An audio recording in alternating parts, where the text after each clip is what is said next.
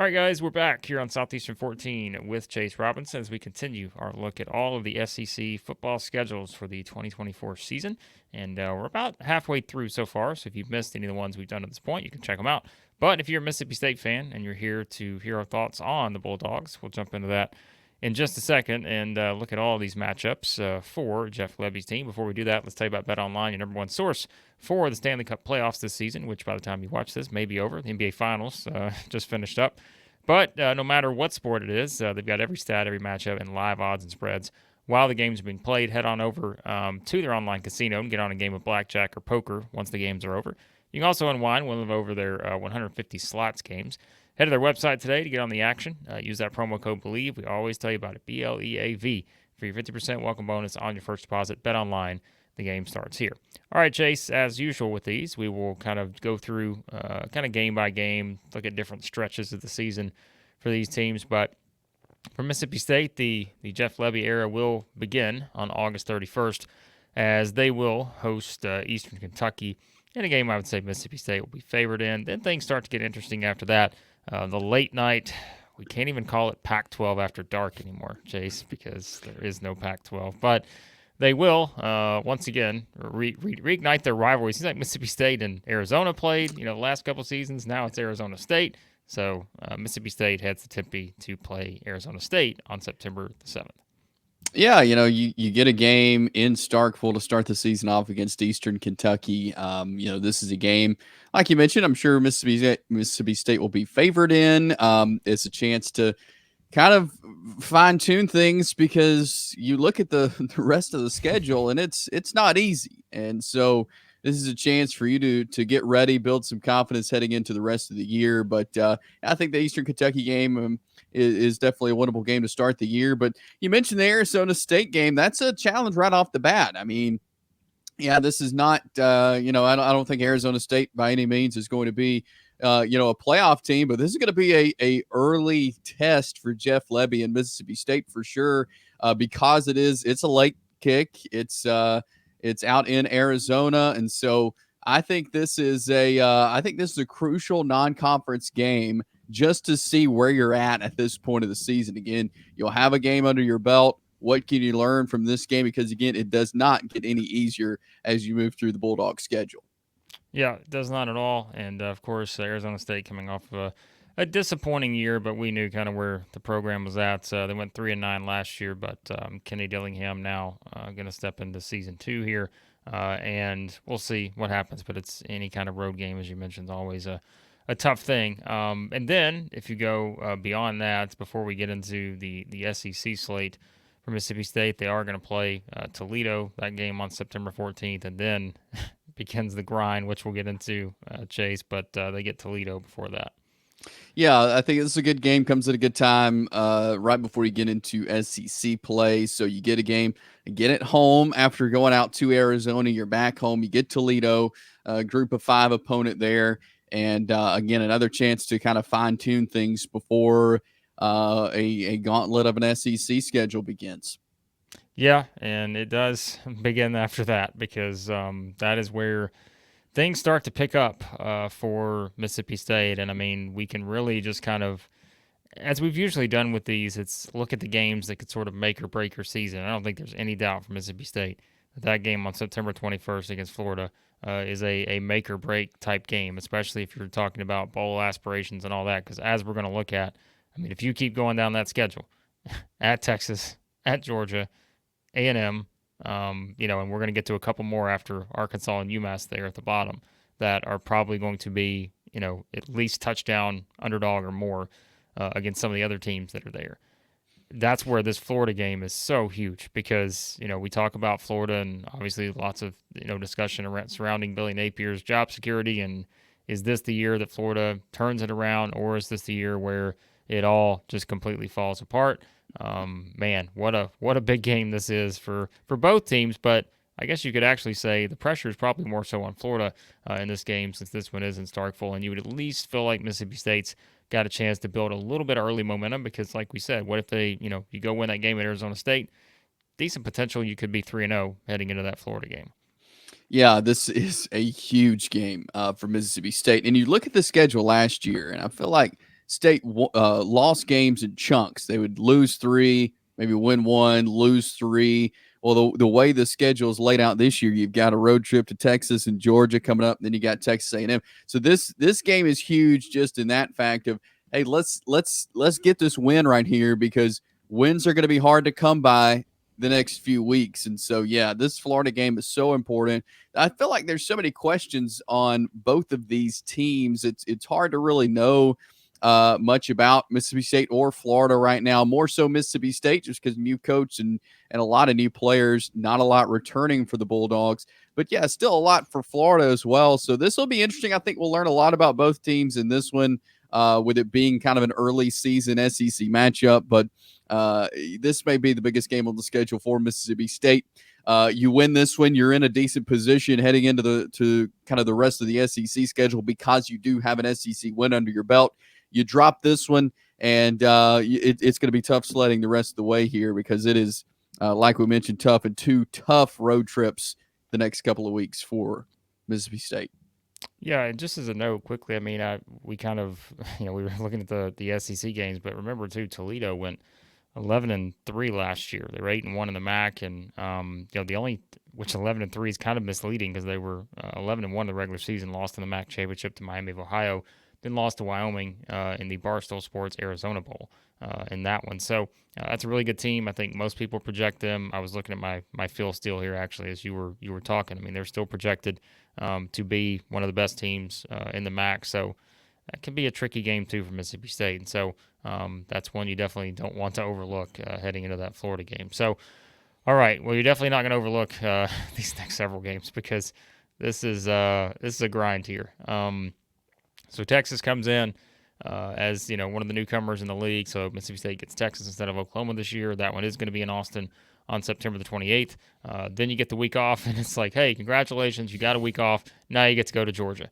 So, boy, again, I don't know that expectations will be high for either one of these games. You would expect probably Texas and Georgia to most likely be double-digit favorites in both of these games based on what we know right now. And so, yeah, I don't think these are games you're circling as ones that you're going to chalk up as wins. But again, that's where also, Chase, I think it's so important those first 4 games, because knowing that it's not just Texas and Georgia, there's several more of these games here down the stretch that, again, you're looking at a Mississippi State team that could very well likely be double-digit underdogs in at least 4 of these games on the road, and you'll see who the other couple are in a second. But man, it's so important to at least get. I mean, look, if you're 3-1 going to this Texas game, or if you're 4-0, boy, you're gonna feel great about things if you're a Mississippi State fan. Yeah, you are, and I mean, it's hard to just to talk about these next 2, just because I mean you're looking at probably the best 2 teams in the SEC in Texas and Georgia, really 2 of the favorites that could win it all. And so, yeah, this is tough 2 games for Mississippi State. What Steve Sarkisian's done at Texas and getting this program to where it is, building the roster the way it is. I mean, there's no doubt that they're one of the contenders for the title. And I mean, I guess you could use this as a measuring stick if you're Mississippi State. They're like, where are we at in the SEC? Like we played Florida, but now we've got Texas. They played in the playoffs last year. Where is this program at? I think this is a good game to use to kind of measure yourself at this point of the season. But again, hey, you compete in this game. You find a way to challenge Texas in some ways. I think that's a great way to measure where this state program is at. Yep, I think so too. And man, it's just you look at again where things stand. With these 2 teams, and like you mentioned, I mean, the expectations are so high, obviously, for Georgia and Texas. And, we're talking 2 of the favorites to win the national title.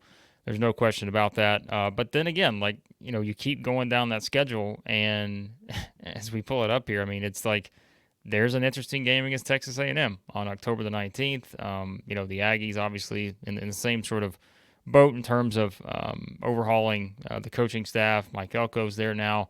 And it's kind of another nice thing where when you look at the way this schedule unfolds, Chase, the good thing is when you get past those Texas and Georgia games, Well, there's a common theme in the next several, and it's good for Mississippi State because you're getting these next 3 games at home. Now, 2 of those certainly going to be against A&M and Arkansas. Arkansas is kind of one of those teams.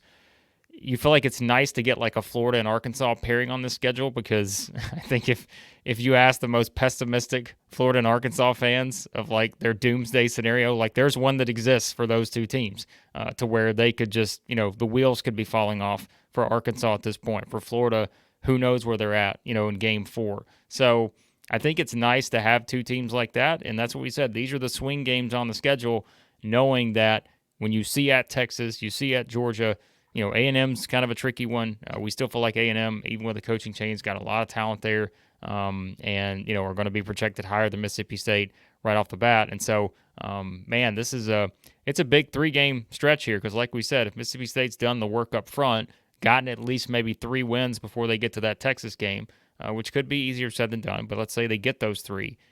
It's a great opportunity to go ahead and knock out your bowl bid right here if you're able to win these 3. But again, that's kind of the nature of these schedules. We always know it's these kind of games are the ones that define your season because there's so many others where you feel like it's just going to be a big challenge. And I feel like this off week comes at such a good time because you look at the games they've played. You can stop, take a deep breath. I mean, this is a new coaching staff. Jeff Levy is his first year as a head coach. He's still learning some things of what he wants to implement with this team. I mean, it is looking at the projected starters. There's only 1 returning. I mean, that's a lot of new guys, a lot of new faces to the program. So at this point, I think the off week is really good because you can stop and say, hey, here's what we need to do because, yeah, we have a tough slate coming up, but here's what we can do for us right now. Here's the things we can change going into Georgia, hosting A&M, hosting Arkansas, and then the rest of the way. Like some really good changes I feel like could be made in this off week. And yes, coming out of the off week, that's a tough game to have to go to Athens and play Georgia. But yeah, I think you look ahead to A&M and to Arkansas, and like you mentioned, A&M's going to be good, but this Arkansas game, like you said, also a swing game. Like this could be a game that Mississippi State could really use in their favor because they do have it in Starkville. They got a home game there in that one, and you've kind of been able to take a deep breath and figure some things out. Jeff Levy, a great offensive mind. I'm excited to see what he implements with the offense there for Mississippi State. But it's a tough stretch, but if you're Mississippi State, you keep grinding because there are games on this schedule, even though we talk about it, that are very winnable games. And I'm interested to see where Arkansas is at this point because you got Arkansas and then you got UMass and then several tough SEC games to come. But I think if you're Mississippi State, you really target these games you think you can win and get the job done there. Yeah, and you mentioned, I mean, after that, like we said, you kind of talk about the swing games here. At this point in the schedule. But then if we go down to like the rest of the schedule after UMass, boy, it's not a lot of people are going to have a final 3-game stretch that is as tough as this one. When you look at Mississippi State's setup here, they're at Tennessee, which again, Tennessee, a team that feels like it has college football playoff aspirations. Another week off there on November 16th when you got a lot of SEC teams playing, lower competition that week. Mississippi State's going to have the week off. Probably comes at a good time because then they're going to host Missouri, who also has college football playoff aspirations. They're a preseason top 10 team for a lot of people.